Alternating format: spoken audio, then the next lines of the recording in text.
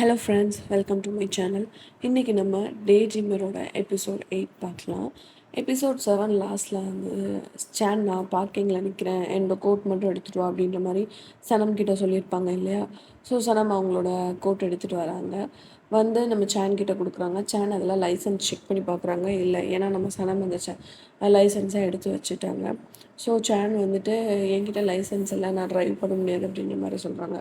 உடனே சனம் சரி ஓகே, அப்போ நம்ம நாளைக்கு போகலாம் அப்படின்ற மாதிரி சொல்கிறாங்க. இல்லை உங்ககிட்ட லைசன்ஸ் இருக்குல்ல, உனக்கு ட்ரைவ் பண்ண தெரியும்ல, நீ ட்ரைவ் பண்ணு அப்படின்னு சொல்லிட்டு சனமை கூட்டிகிட்டு போகிறாங்க.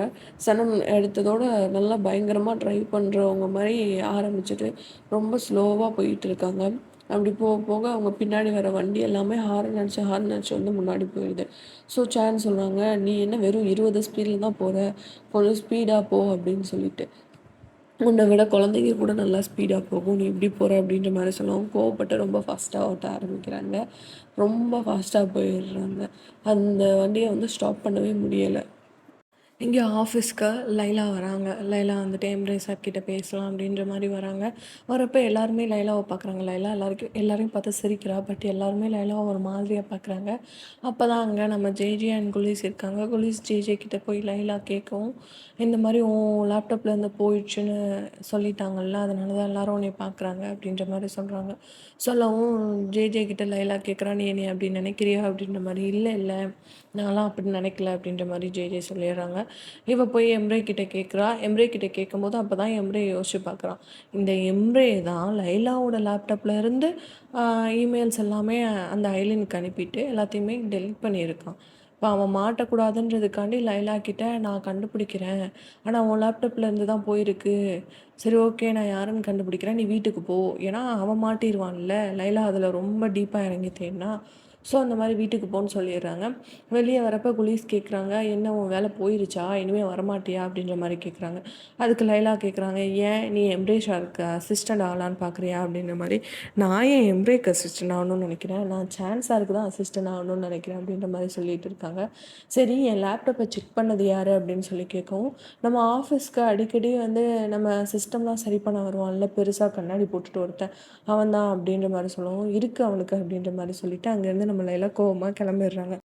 இந்த பக்கம் எம்ரே ஐலினுக்கு கால் பண்ணுறாங்க. கால் பண்ணிவிட்டு இந்த மாதிரி எங்கள் அண்ணன் ஆர்சோவை பார்க்குறதுக்காக போயிருக்கான், ஒரு வேளை அவன் போய் அவன் நினச்சதை சாதிச்சிருவானா அப்படின்ற மாதிரி கேட்குறாங்க. உடனே ஐலின் சொல்கிறாங்க, இல்லை ஆர்சோ கண்டிப்பாக அதுக்கு ஒத்துக்க மாட்டா, ஏன்னா அவளோட வீக் பாயிண்ட் ஒன்று என் கையில் இருக்குது, அதனால் அவள் கண்டிப்பாக ஒத்துக்க மாட்டா. சேன் என்ன பண்ணாலும் அவன் நினச்சது நடக்காது, நீ பயப்படாத, நான் பார்த்துக்கிறேன் எல்லாத்தையும் அப்படின்ற மாதிரி சொல்லி பேசிகிட்டு இருக்காங்க. அட் த சேம் டைம் இங்கே சேன் அண்ட் சனம் காமிக்கிறாங்க. சேன் வந்து சனம் ஒரு வேல போக சொல்லியிருப்பாங்க.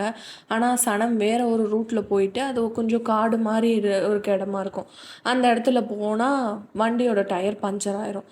ஸோ சேன் வந்துட்டு இதுக்கு தானே நீ ஆசைப்பட்ட அப்படின்ற மாதிரி சொல்லிவிட்டு அந்த டயரை பஞ்சர் ஓட்டி ரெடி பண்ணிவிட்டு திருப்பியும் சனம் அந்த வண்டியை ஓட்ட போவாங்க. இல்லை நானே பார்த்துக்கிறேன் அப்படின்ற மாதிரி சொல்லிவிட்டு சேன் வந்து கார் ட்ரைவ் பண்ணிட்டு போகிறாங்க. அப்படி போயிட்டு இருக்கும்போது கொஞ்சம் தூரத்தில் திருப்பியும் வண்டி நின்று வண்டி ரொம்ப ஒரு மாதிரி புகையெல்லாம் வர ஆரம்பிச்சிருது. ஸோ அந்த இடத்துல டவரும் இல்லை, ஒன்றும் இல்லை, என்ன பண்ணுறதுனே தெரியல. அப்போ சனம் கேட்குறாங்க, நம்ம என்ன பண்ணுறது, இங்கேயே வெயிட் பண்ணலாமா அப்படின்ற மாதிரி. இல்லை நான் வந்து நிறைய ட்ரக்கிங்லாம் போயிருக்கேன், எனக்கு காட்டுக்குள்ளே எப்படி வழி கண்டுபிடிக்கணும்னு தெரியும், ஸோ நான் உன்னை கூட்டிகிட்டு போகிறேன் அப்படின்ற மாதிரி 2 பேரும் நடந்து போகிறாங்க. அப்படி நடந்து போகிற வழியில் அங்கே காட்டுக்குள்ளே பூலாக இருக்கும்ல, அதெல்லாம் பார்த்துட்டு சனம், எனக்கு காட்டு பூனா ரொம்ப பிடிக்கும், எனக்கு அது வேணும் அப்படின்ற மாதிரி போய் எடுத்து பறிச்சிட்ருக்காங்க.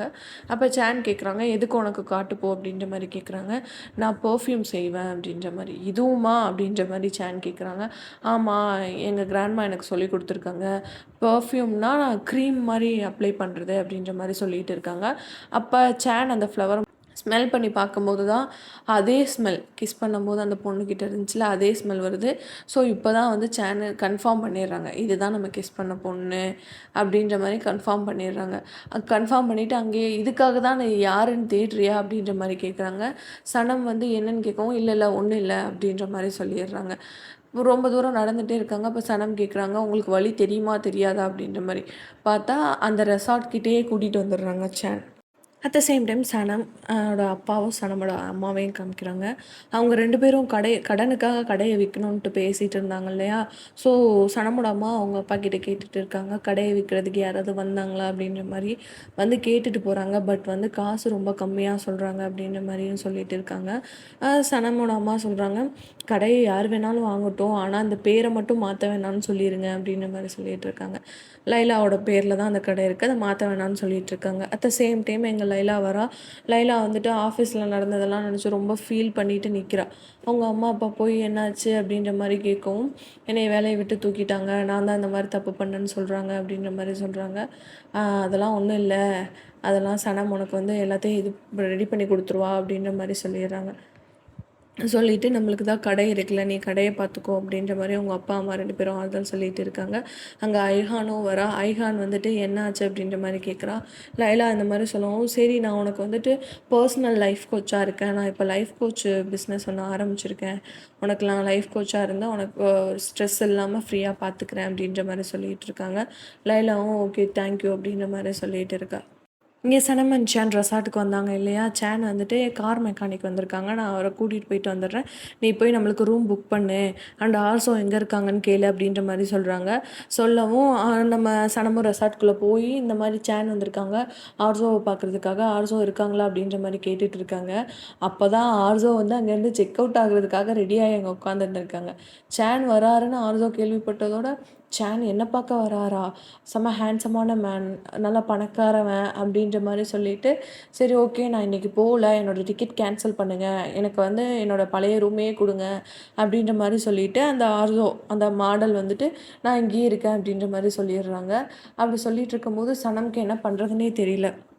ஸோ சனம் சொல்றா, எப்படி அவங்க 2 பேத்தையும் மீட் பண்ண வைக்காம இருக்கிறதுன்னு தெரியாம அந்த பொண்ணுகிட்ட, "உங்க ஃபேஸ்லாம் ரொம்ப டல்லா இருக்கே! உங்களுக்கு ஏதாவது ஃபீவரா? முடியலையா?" அப்படின்ற மாரி சொல்லிட்டு இருக்கா. அப்படி சொல்லவுமே அந்த பொண்ணு, "ஐயய்யோ! சான் என்னைய இப்படி பார்த்தா என்ன நினைப்பான்? ஸோ எனக்கு வந்துட்டு மசாஜ் இது அரேஞ்ச் பண்ணுங்க." அப்படின்ற மாரி சொல்லிட்டு இருக்காங்க. இங்கே வந்து சான் வரானா இல்லையான்னு நம்ம சனம் பார்த்துட்டு இருக்காங்க. அவங்க வந்து அந்த மசாஜ் பண்றதுக்காக போயிடுறாங்க. இங்கே சான் வந்து "ஆர்சோவ பார்த்தியா?" அப்படின்ற மாரி கேட்டுட்டு இருக்கும்போது, "இல்ல ஆர்சோ செக் அவுட் பண்ணிட்டு கிளம்பிட்டாங்களாம்." அப்படின்ற மாரி சொல்றா. அப்ப அங்க வேலை பார்க்குற ஒருத்தரு, "இல்ல, இல்ல இதெல்லாம் ஆர்சோ மேமோட சூட்கேஸ் தான்.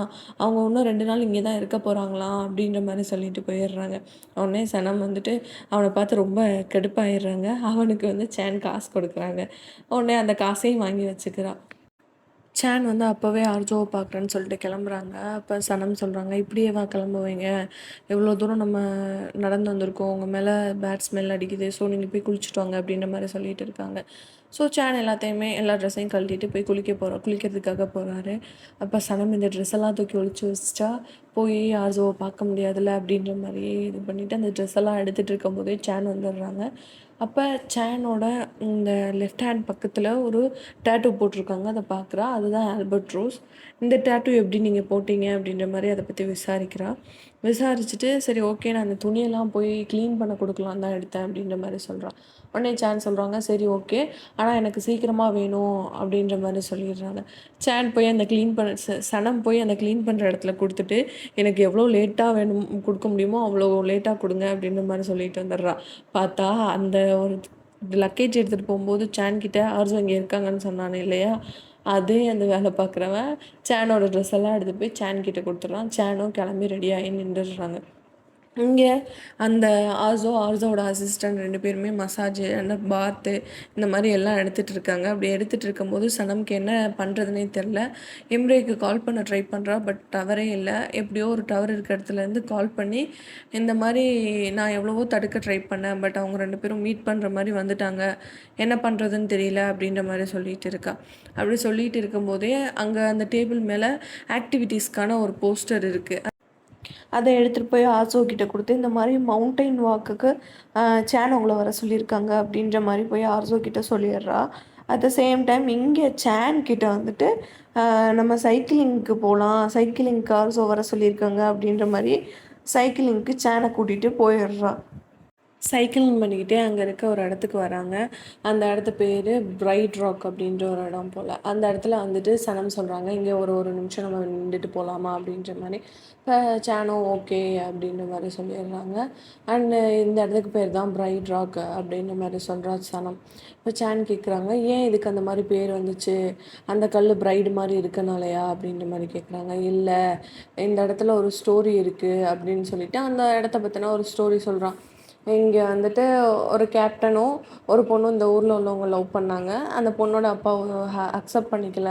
ஸோ அவங்க 2 பேரும் இந்த இடத்த விட்டு ஓடி போகலான்னு நினச்சாங்க. அதனால அந்த பொண்ணு இந்த கேப்டனுக்காக பிரைடோட ட்ரெஸ் போட்டுட்டு இங்கே வந்து வெயிட் பண்ணா.